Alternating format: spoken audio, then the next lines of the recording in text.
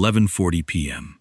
You're standing in the garage in the dark, phone brightness turned all the way down, checking a credit card statement your wife has no idea exists. Fourth time this month. You've gotten good at this. Quiet enough the screen light doesn't reach under the door. Fast enough that if she wakes up, you're already back in bed before she notices you were gone. There's a term for exactly what you're doing: financial infidelity. And the research on it should honestly scare people more than it does. Couples who hide money from each other are more likely to end in divorce than couples dealing with almost any other kind of infidelity. Not overspending. Not under-earning. Hiding. The secret itself is the thing that kills it, not what's inside it. You didn't wake up one day and decide to become a person who does this. It started 3 years ago, small enough that it didn't even feel like a decision. You're 29. A work trip to Denver. A night out that runs $340 past what you meant to spend. You get home, Mara asks how the trip was.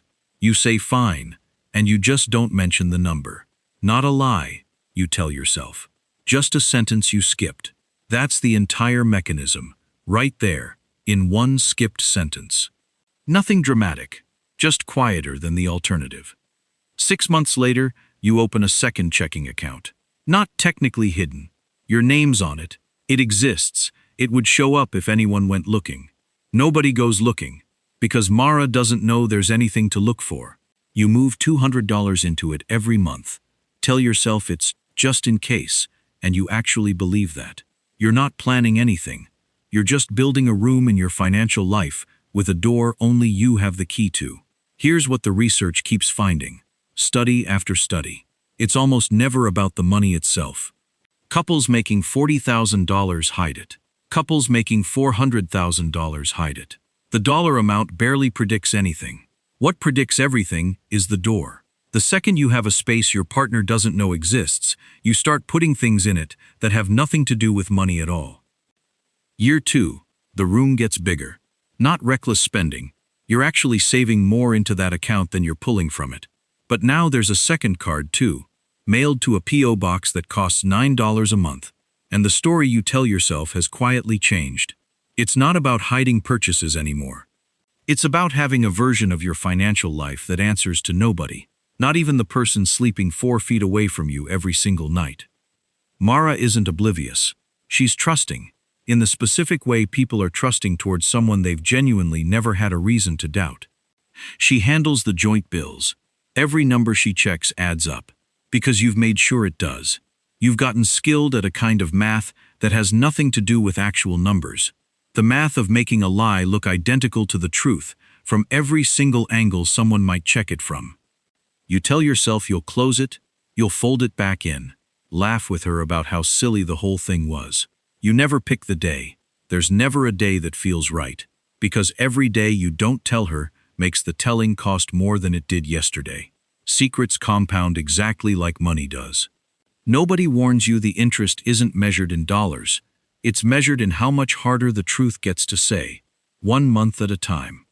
By year 3, it isn't fully about money anymore. Other things start living in that same room. A friendship you don't mention, a late night you don't fully account for. Nothing that would earn its own name the way an affair would. But it's built on the exact same architecture the account built first. Once you've proven to yourself you can hold one door she doesn't have a key to, every other door gets easier to build. That's the real finding underneath the headline finding. Financial secrecy usually isn't the whole betrayal. It's the training ground for every other kind that follows it. Stay with me, because the way this gets found is the part almost nobody expects. The statement surfaces on an ordinary Tuesday.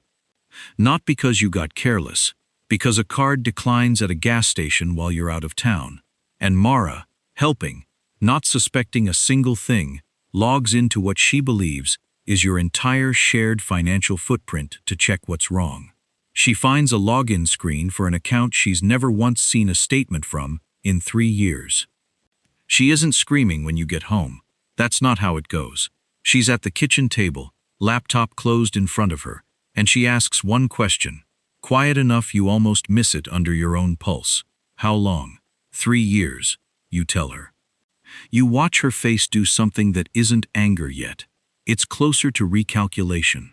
The exact look of someone rebuilding every memory of the last 3 years in real time, using information she didn't have yesterday.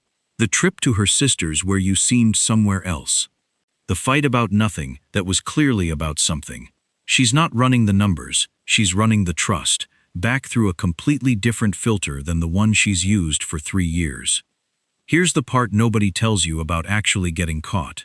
You brace for the fight to be about the account, the $7,400 sitting in it, the second card, the P.O. box. It isn't, not really.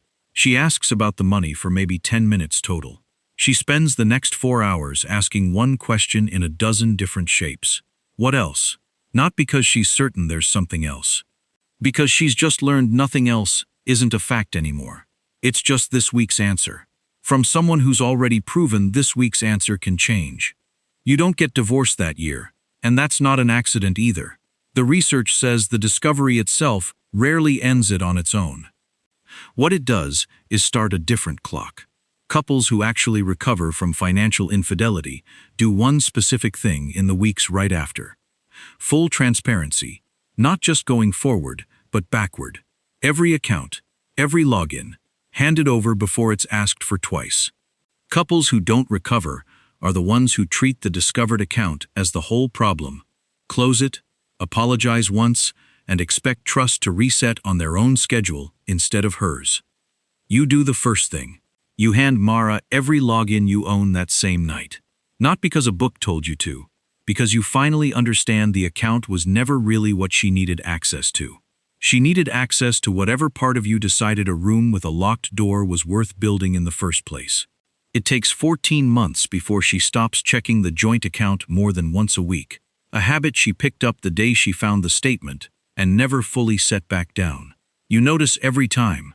You never say anything about it, because you understand exactly where it came from, and you're not sure you've earned the right to ask her to stop yet. 5 years out, you're still together. The second account is genuinely gone now. Not hidden somewhere new, actually closed in front of her, the confirmation email forwarded to her phone that same afternoon. What you've built since looks almost boring from the outside. One account, one set of logins. A monthly conversation neither of you looks forward to, but neither of you skips, where you both just say, out loud, what moved and why. It isn't romantic. It was never going to be romantic in the way it was before the garage, before the brightness turned all the way down at 11:40 at night. What it is instead is honest, in a way your marriage genuinely wasn't for 3 straight years, even though, on paper, nothing during those 3 years would have technically qualified as betrayal at all. The habit that predicts divorce was never really about money, it was about doors. Every couple that survives what you survived learns the exact same unglamorous lesson, eventually. The real foundation of a marriage was never the size of the joint account. It's whether every account either of you has ever opened has the other person's name attached to knowing it exists.